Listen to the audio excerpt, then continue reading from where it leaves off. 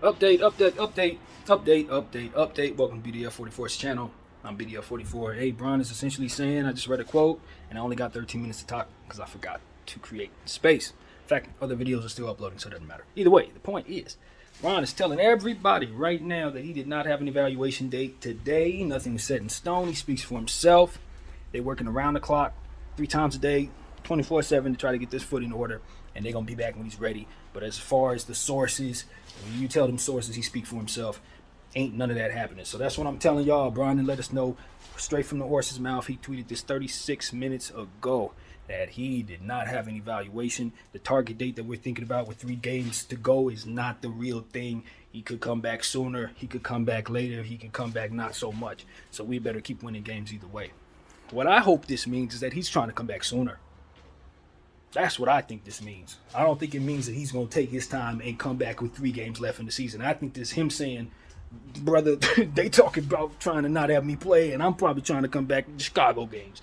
And I'm telling you, I think that's what it is. I think he wants to come back sooner. And that's just me talking, though. I don't know. But I think he wants to keep his options open as it pertains to coming back sooner. I really believe that.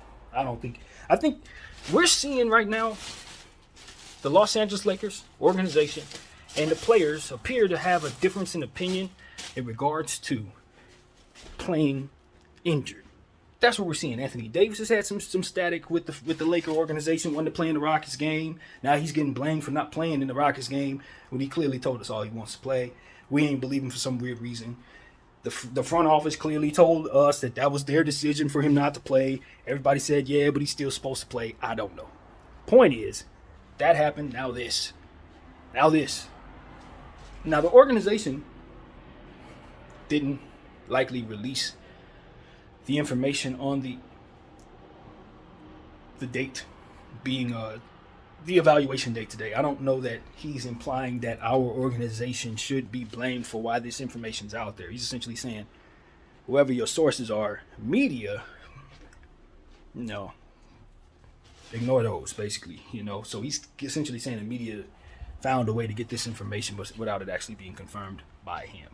So, let me make that clear. But it does still seem like there's a little tug of war as it pertains to him and the players and the organization as it pertains to this particular subject. Playing back-to-backs, how soon guys should come back. I just think that guys have different interests in the organization itself, and we're able to see that. We're seeing it. The organization wants to keep guys healthy for reasons that have nothing to do with keeping them on the floor this season. And the guys want to get back out there so they can preserve this season because, every season matters to the players. Bron's timeline is much different than the Lakers. He can't afford to throw the season away.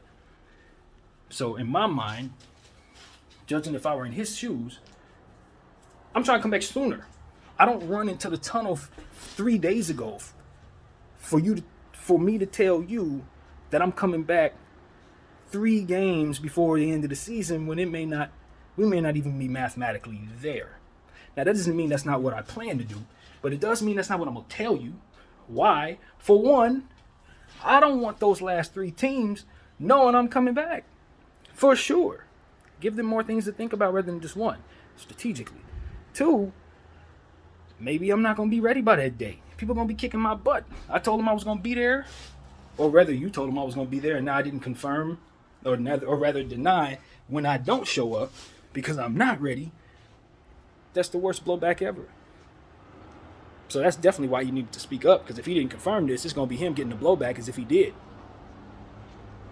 And of course, the obvious, which is, if the Lakers don't win enough games between now and then, he ain't coming back to nothing worth playing. So if he does come back them 3 games and we're mathematically out and he's committed to coming back, he's going to be running around potentially re-risking that injury for no apparent reason, but would still be held to task on his word that he actually didn't even say himself.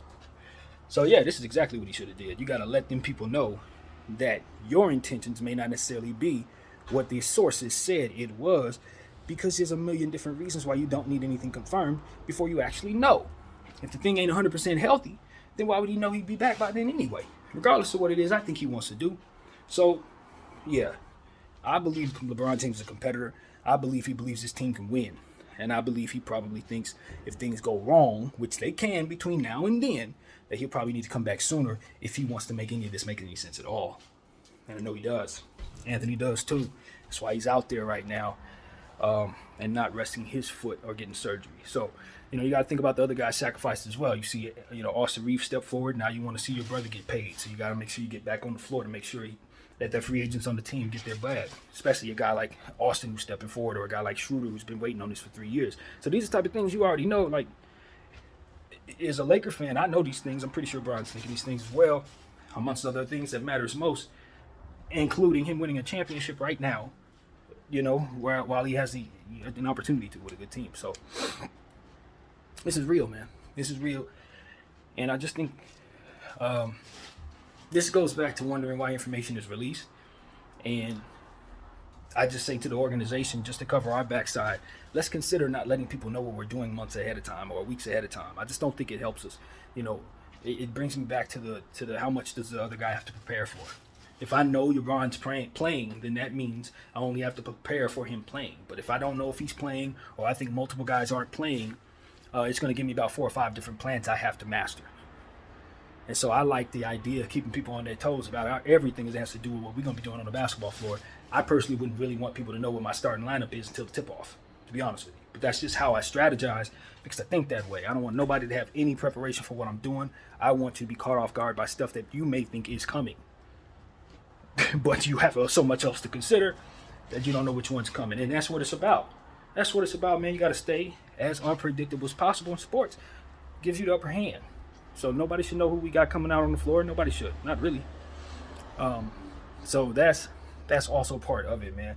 With these games being so condensed in these last 9 games, teams are going to be zeroing in on you with an intent that is much more intense than usual, because of the circumstances and because of that. And the fact that some of these teams only see teams but twice, so they have less to consider to begin with. Like we do, for example, with the last of these couple teams, we see 2 times. So it is what it is, man. People don't need to know your business as it pertains to what you're strategizing. Lakers. So, yeah, man, Bron, matter of fact, I think you got it right, man. That's exactly what I want you to do. Speak up for yourself. I said the same thing about the PED thing, too. Hope you got your lawyers on that, and people calling you out for PEDs, man. Nip that in the bud, bro. Send them people away. Send them away. I'm not just saying that for the betterment of your interests. I'm talking about it for our organizational sake. I don't want these people coming back on us on no Joe Smith stuff. Talking about you got to get back picks and all that. No. This is what I'm trying to guard against. So these are the type of things that I think about all the time. Got to keep our noses clean. So that's really what it is, man. Los Angeles Lakers, we're going to move forward and hopefully get LeBron James back sooner than later. 100% healthy, not rushing back to make it worse. And if he does come back through with 3 games left before the season and we've kept up what we're doing as of the last 2 games, he'll be coming back to a team that should be mathematically ready to do some damage. Second night of a back-to-back, I don't know if he, and this is going to sound kind of, I don't really even know, but maybe him coming back on the second night of a back-to-back gives us Anthony Davis insurance if they don't want to play Anthony Davis in that back-to-back after all. With Ron coming back, I don't think that's the right way to look at it, but it's just something to say.